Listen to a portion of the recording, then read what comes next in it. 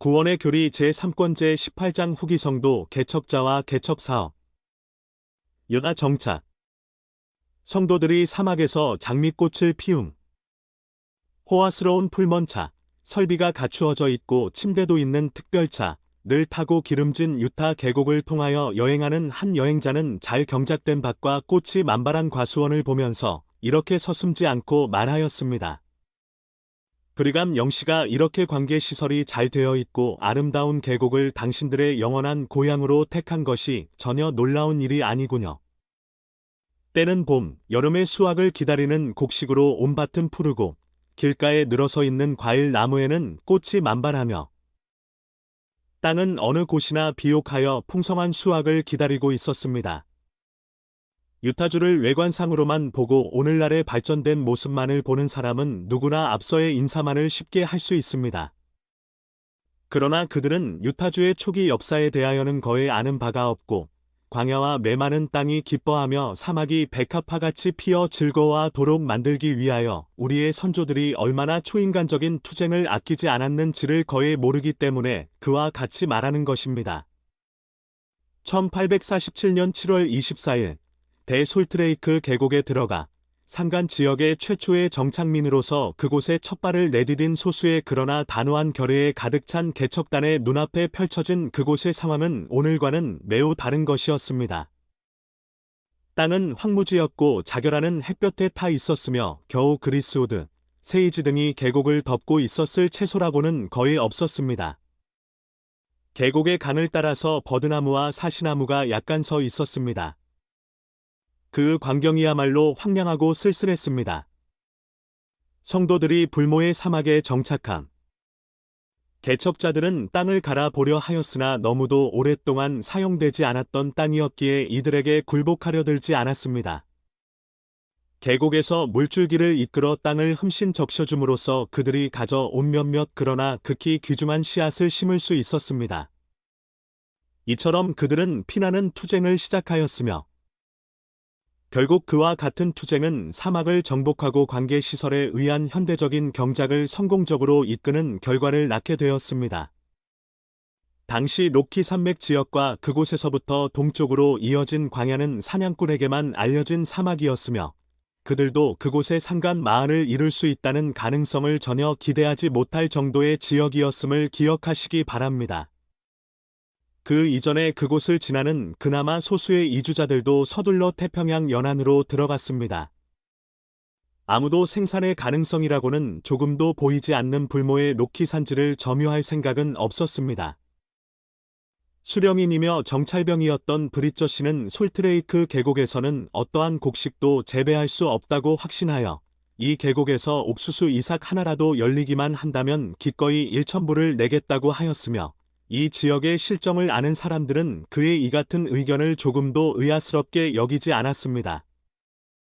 몰몬 개척자들은 서부로 이주하도록 운명지어진 혹이 성도의 역사를 깊이 생각하지 않고 읽는 사람들은 그들이 이 계곡으로 오게 된 것이 주님의 목적에 의한 것이 아니라 다만 필요에 의한 것이었다고 생각할 수 있을 것입니다. 이 개척자들 중에 한 사람이었던 조지 A. 스미스 부회장은 후기 성도에 대하여 이야기할 때 자주 이러한 표현을 사용하였습니다. 우리는 우리의 선택의지로 이곳에 왔습니다. 왜냐하면 우리는 이곳으로 와야 했기 때문입니다. 그러나 후기 성도가 이 계곡을 소유해야 했던 것은 주님의 계획이었습니다.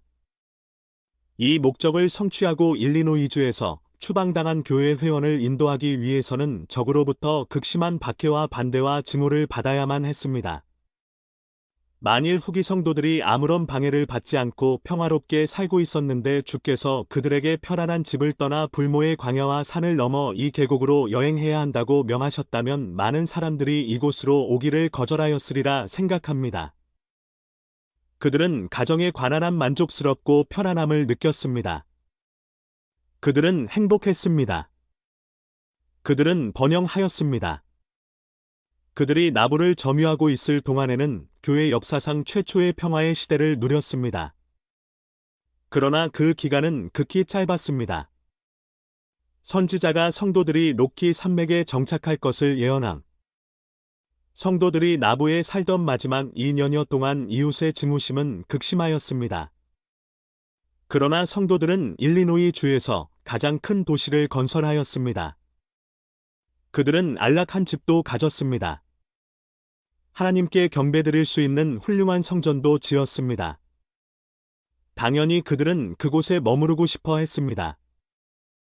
그러나 주님은 또 다른 계획이 있었으며 그들의 적도 마찬가지였습니다. 그러나 성도들로 하여금 끝도 없는 광야를 지나 이 로키 산맥에서 새로운 정착지를 찾게 한 대이동의 주요 원인은 이러한 증오와 핍박 그리고 일리노이주 나부로부터의 추방이 아니었습니다. 대이동을 하게 된 직접적인 원인은 핍박과 증오였으나 1830년과 1831년의 교회 초기로 돌아가 보면 주님이 계시로서 성도들이 산 위에 세워질 때가 오리라고 말씀하신 것을 알 수 있습니다. 그리스도께서 탄생하시기 700년 전 이사야도 이 같은 예언을 하였습니다. 1834년 나의 조부는 브리감 영 회장의 형 로렌조 디 영에게 복음을 전파하면서 그가 성도의 무리와 함께 이 계곡으로 오게 되리라고 예언하였습니다. 신앙심이 깊은 회원이 브리감 영을 따름. 광야를 지나 워싱턴 어빙이 말한 것처럼 결코 사람이 살지 못할 전혀 알려지지 않은 곳으로의 여행길에서 겪게 될 역경을 두려워한 사람들도 있었습니다. 이러한 자들은 나부에서 나와 위스콘신이나 주변의 평화로운 생활을 할 수 있는 곳으로 가서 은신처를 찾았습니다. 그러나 교회의 대부분의 회원은 강한 신앙으로 브리감 영 회장과 12사도를 따랐으며 주께서 길을 예비하여 서부로의 여행을 인도하시리라는 굳은 신앙을 가졌습니다. 교회가 역경에 처해 있을 때 교회를 버리고 반몰몬의 폭도가 날뛰지 않는 곳에서 은신하려는 회원은 토마스 엘 케인 장군의 말처럼 날씨가 좋을 때 만의 회원, 즉 믿을 수 없는 회원이었습니다. 충실한 회원은 흔들리지 않았으며 나부를 떠나면서 그들 앞에 놓이게 될 모든 역경을 견디어 냈습니다. 하나님을 섬기기 위하여 성도들이 서부로 우리는 한 가지 목적으로 이 계곡으로 왔습니다. 그 목적이 무엇입니까? 1차적인 목적은 주님을 섬기고 그의 계명을 지키며 아무런 방해를 받지 않고 우리의 양심이 지시하는 대로 신령과 진리로서 주님을 예배하는 데 있습니다. 이것이 브리감 영 회장이 사람들에게 가르쳤던 목적이며 장로들도 이를 가르쳤습니다. 그들은 신앙의 영으로 가득 찼으며 사람들을 인도하였습니다. 그러나 세월이 지나감에 따라 다른 불순한 요소가 들어왔습니다. 다른 사람들이 우리에게 왔고 다른 영향력이 우리에게 미쳤습니다. 오늘날의 상태가 어떻게 되어 있는지 보십시오. 우리 중에는 돈을 사랑하는 자, 하나님을 경외하지 않는 자가 많이 있습니다. 그들은 세상을 사랑하고 세상적인 것을 사랑하며 이 세상의 쾌락과 부를 사랑하는 사람들입니다. 그들의 생각은 오직 그것들을 취하려는 것으로 가득 차 있습니다. 그리고 우리는 지금 하나님 아버지가 기뻐하지 아니할 그들의 발자취를 따르고 있습니다. 이스라엘의 개척자를 모음. 1847년 당시 개척자의 지리적인 분포. 개척자들이 솔트레이크 계곡으로 들어간 때는 1847년 7월 24일이었습니다. 미주리 강변 윈터 퀴터스를 떠난 그들은 길을 만들고 여울을 건너며 산등성이를 넘는 지름길을 찾고 다음에 따라오는 여행단을 위하여 길을 개척하면서 102일간의 여행 끝에 이 계곡으로 들어서게 되었습니다. 선두 개척단은 143명의 남자와 3사람의 여자와 어린이 2명으로 이루어졌습니다. 이들 중 우리가 아는 한 21명이 뉴욕 본토인이었고 14명이 버몬트, 11명이 오하이오, 10명이 매사추세츠, 4명이 펜실베니아, 4명이 코네티커트, 3명이 북캐롤라이나, 2명이 일리노이, 2명이 버지니아, 2명이 메인, 3명이 뉴햄프셔, 2명이 미시시피, 2명이 뉴저지, 3명이 테네시, 그리고 엘라베마, 인디아나, 남캘리포니아, 켄터키, 노드아일랜드에 각기 1명씩 등 당시 다수를 이루고 있는 19개 주의 출생의 기원을 두고 있었습니다. 그 밖에 5명이 캐나다 출신이었고 4명이 영국 출신이었으며 아일랜드, 스코틀랜드, 덴마크, 노르웨이 그리고 독일 출신이 각기 한 명씩 있었습니다.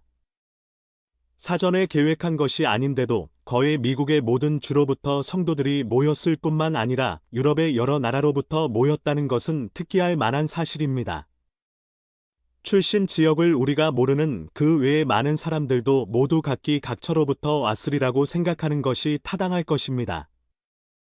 도착한 지 5일 후에 멕시코 전쟁에 출전하였던 후기성도 대대의 150명과 미시시피에서 온 이주민단 10명이 합류했습니다.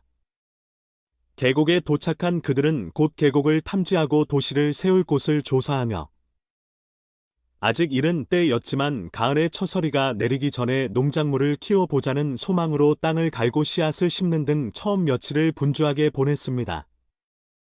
그들은 84에이커의 땅을 갈아 옥수수, 감자, 콩 등의 농작물을 심었습니다. 솔트레이크 계곡에 정착지를 세움. 8월 2일 월요일 솔트레이크 시티를 건설할 부지 탐사가 시작되었으며 10일에는 사나운 인디언의 침입으로부터 보호하기 위해 올드 포트라는 요새를 세우기 위한 탐사도 시작되었습니다. 이 올드 포트는 10에이커의 땅에 건설되었으며 현재는 파이오니어 파크로서 알려져 있습니다. 그들은 27개의 통나무 집을 지었으며 그들 자신과 또 뒤따라 올 성도들을 위한 영구적인 집을 세우기 위한 여러 가지 일에 종사하였습니다. 8월 18일 수요일 개척단의 거의 반수에 해당하는 사람들은 계곡으로 오는 망명 이주자들과 그들의 가족을 돕기 위하여 다시 윈터 키터스로 되돌아가기 시작하였습니다. 26일에는 또 다른 분대가 이들을 따랐습니다. 그해 가을에 600 내지 700대의 포장마차와 2000여 명의 성도들이 솔트레이크 계곡으로 들어왔는데 이들은 주로 황소가 끄는 마차를 이용하여 이곳에 왔습니다. 광야를 지나는 이들 이주민단은 성인 50인, 100인으로 나뉘어 각 조마다 조장의 지휘에 따라 여행하였습니다. 그리하여 그들은 올바른 기간과 체계적이고 조직적인 형태로 여행하였습니다. 내일 아침 나팔 소리가 울리면 그들은 함께 모여 기도하였고 저녁 때도 마찬가지였습니다. 여행 중에 온갖 어려움에도 불구하고 그들은 새로운 시온에서 안식을 얻으리라는 소망을 잃지 않았고 적어도 그곳에서는 핍박으로부터 해방되리라고 기대하였습니다.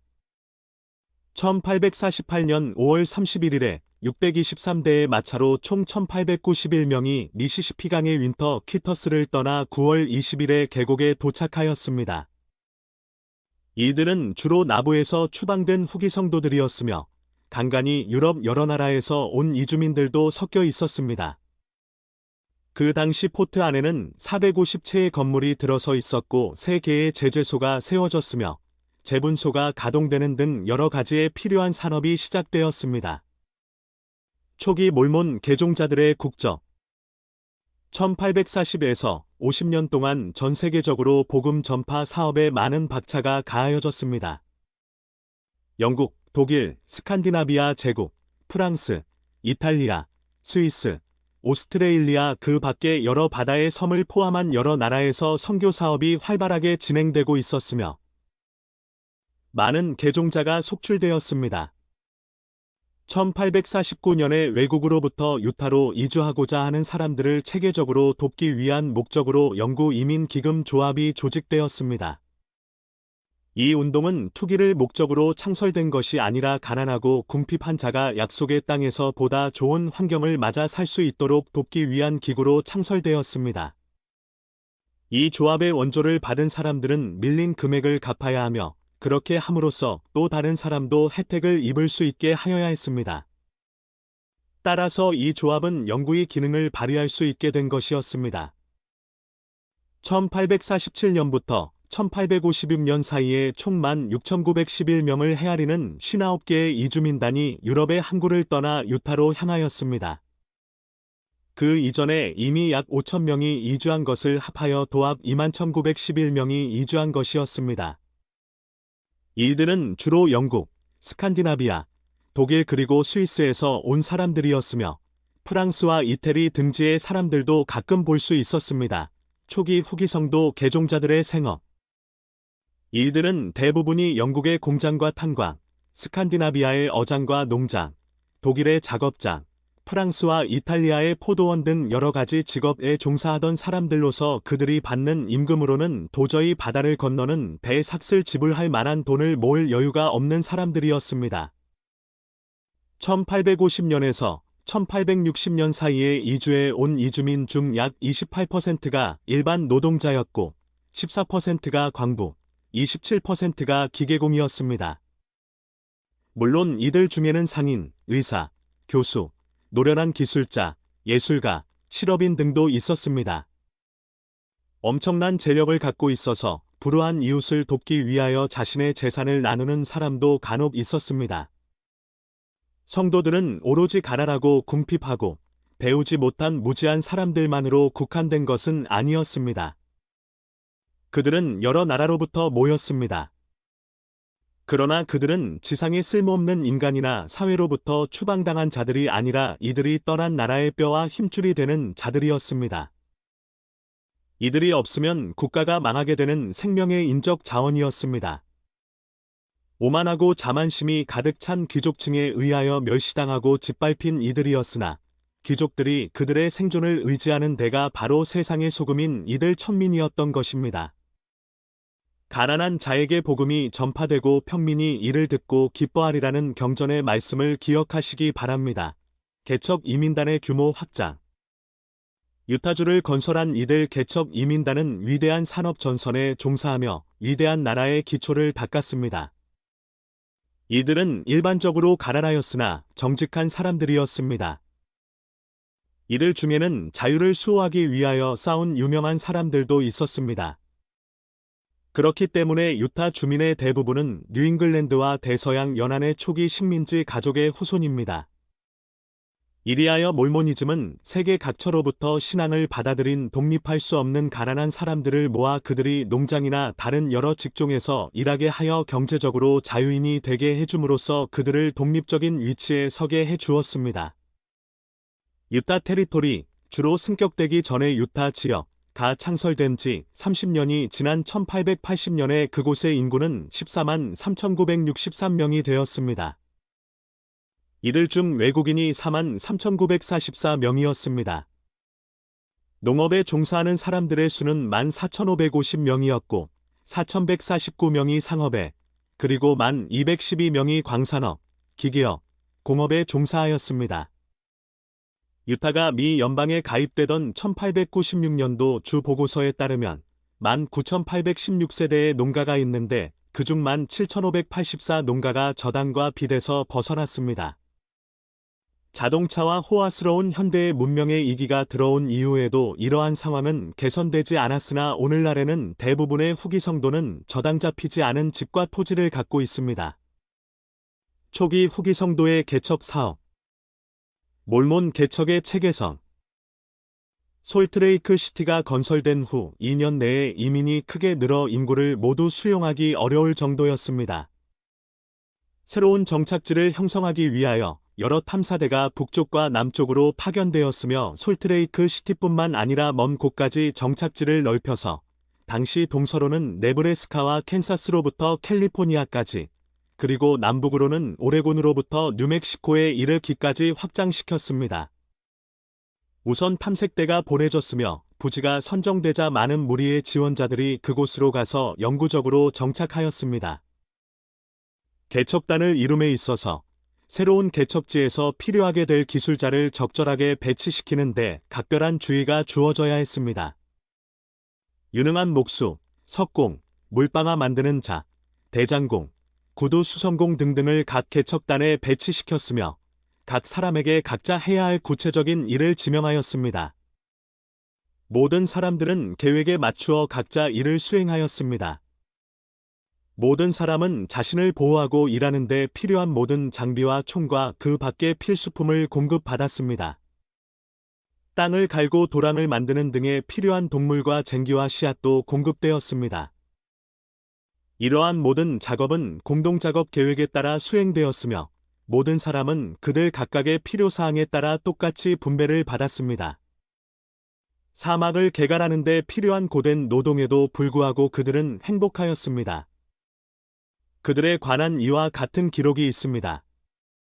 이들은 기름진 멕시코와 중미에서의 스페인 정복자나 대서양 연안의 가장 축복받은 땅에서의 영국인보다 더욱 번성하였고 황무지를 개갈하면서도 그들보다 부족함이 없었다. 이러한 결과가 무서운 고통이 없이 이루어진 것이 아니라는 사실을 기억하여야 할 것입니다. 호기성도 개척자들이 번영하게 된 이유. 그들이 이와 같은 훌륭한 결과를 얻을 수 있었던 이유는 그들이 완전한 조직을 갖추었으며 그들을 다스리는 지도자에게 절대 순종하고 충성하였다는 것입니다. 이러한 요인은 운영과 목적에 있어서의 단합을 이루게 하였습니다. 또한 그들의 이상과 욕망은 하나였습니다. 다시 말해서 그들은 단합되어 있었습니다. 그들은 세상적인 부를 얻기 위하여 이 약속의 땅으로 온 것이 아니었습니다.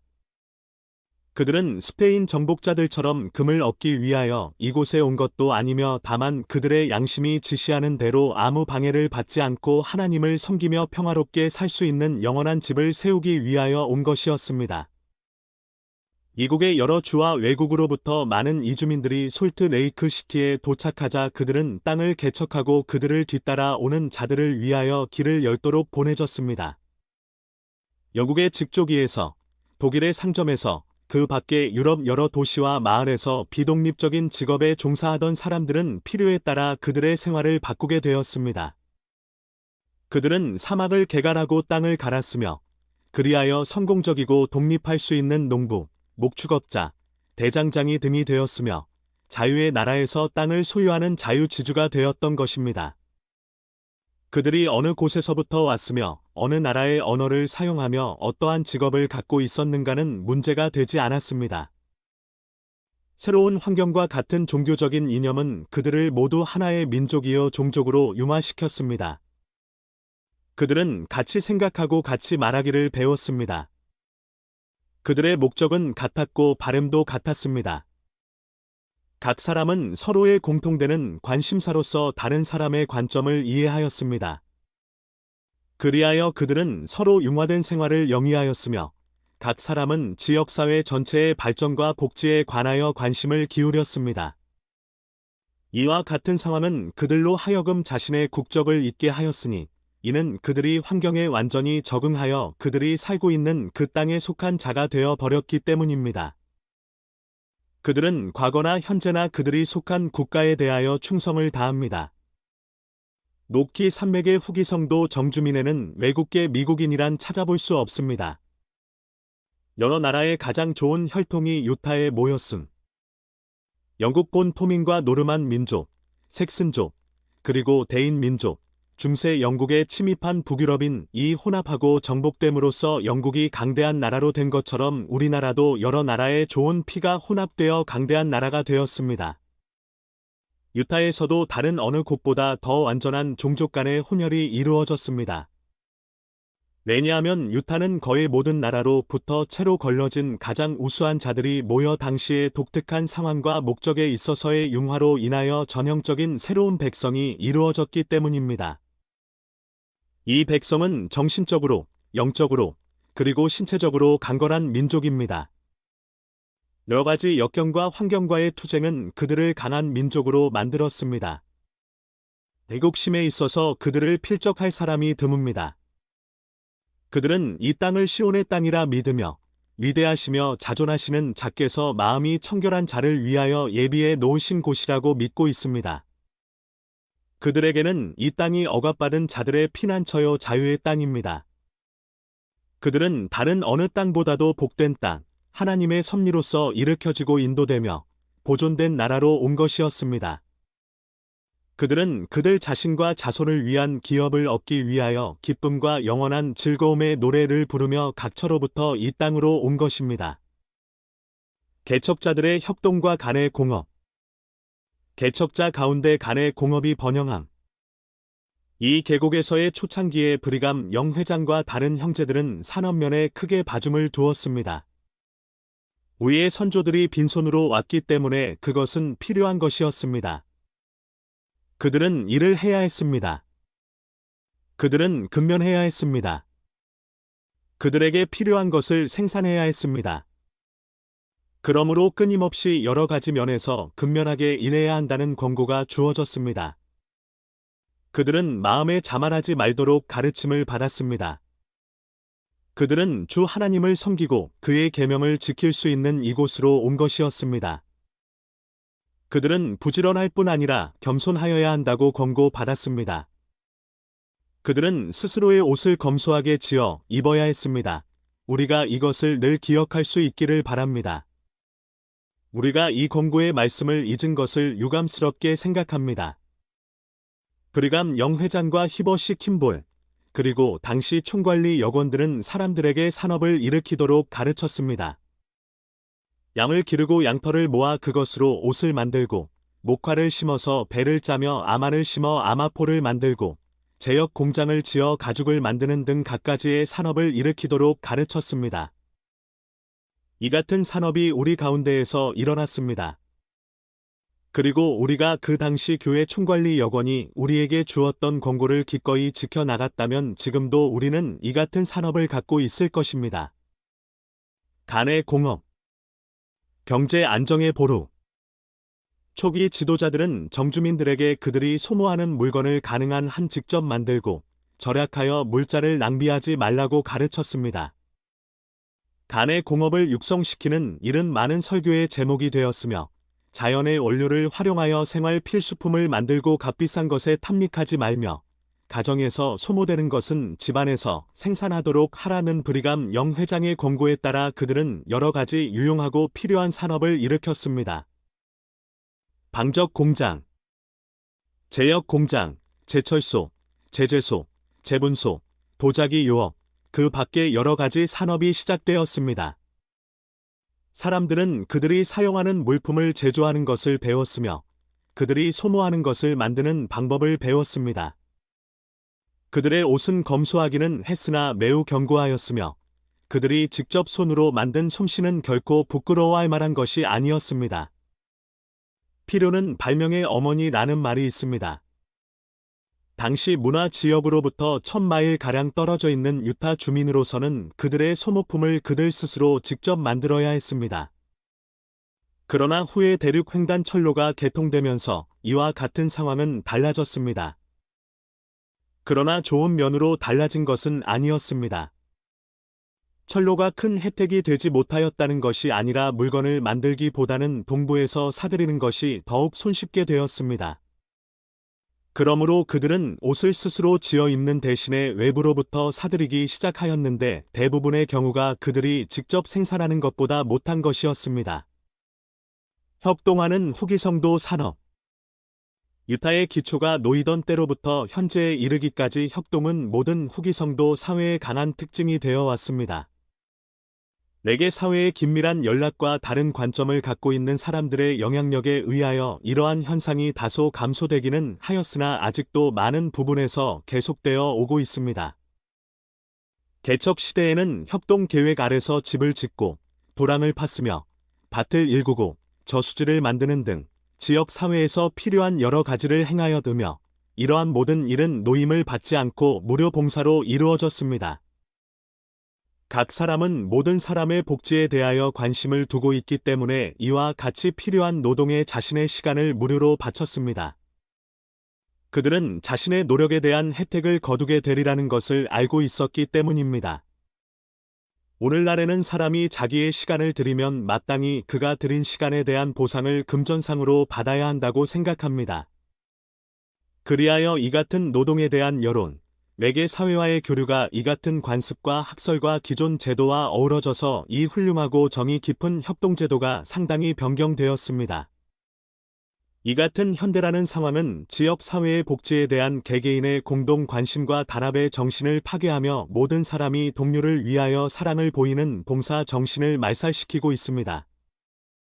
자기 자신만의 세력 증대가 급급하여졌으며 지역 사회의 관심사와 이웃 간의 사랑은 자연적으로 쇠퇴해져 가고 있습니다. 그러나 일반적인 상황 하에서 모든 사람들이 각기 다른 종교관념을 지니고 있고 공동의 관심사가 거의 없는 대도시에서 어떻게 협동이 이루어질 수 있는가를 보기란 어려운 일입니다. 단합이 이루어지지 않은 곳, 다시 말해서 사람들의 생각과 목적과 소망이 통일되지 않고 각 사람이 비이기적인 태도로 모든 사람의 공동 이익을 위하여 일하기를 거절하며 돈에 대한 사랑만이 가득한 곳에는 협동이 이루어질 수 없습니다. 그러나 후기 성도의 정착지에서와 외떨어진 솔트레이크 시티에서는 협동이 여전히 존재하고 있습니다. 성도들의 애국심과 충성심. 후기 성도 대대와 성도들의 애국심. 미국에서 후기 성도보다 더 애국하는 사람은 없을 것입니다. 그들은 표준이 되었으며 모자람이 발견되지 않았습니다. 개척자들이 솔트레이크 계곡에 도착하여 가장 먼저 한 일은 엔사인 산꼭 대기에 성조기를 꽂고 당시 멕시코와 접전하고 있던 미국의 이름으로 그 땅을 차지한 것이었습니다. 정부로부터 그들을 위한 보호의 말 한마디 받아 보지 못하고 자기의 집으로부터 강제로 쫓겨 서부로 여행하던 가난한 성도들이었지만 그들은 멕시코 전쟁에 출전하기 위한 대대를 징집하였습니다. 그들은 충성스럽게 그리고 기쁘게 지원하였으며 그들의 임무를 충실히 수행하였습니다. 주로 토마스 H. 벤튼과 그를 동조하는 몇몇 사람들, 토마스 H. 벤튼은 미주리주 출신으로 후기 성도의 극악한 적이었습니다. 이 미국 대통령에게 광야에서 여행하고 있는 후기 성도들에게 500명의 대대를 징집하게 하도록 상정하였습니다. 아마 벤튼 씨는 브리감 영 회장이 이 징집령을 거부하리라고 확신하였으리라 생각합니다. 징집 명령을 거부하면 미국에 대한 역적이 될 것이며 따라서 후기 성도에 대한 핍박은 더해져서 결국 멸망되리라는 생각이었습니다. 그러나 대대가 이루어졌습니다. 거기에는 반대가 없었습니다. 영 회장은 남자의 수가 차지 않으면 여자라도 보내어 대대를 만들겠다고 말하였습니다.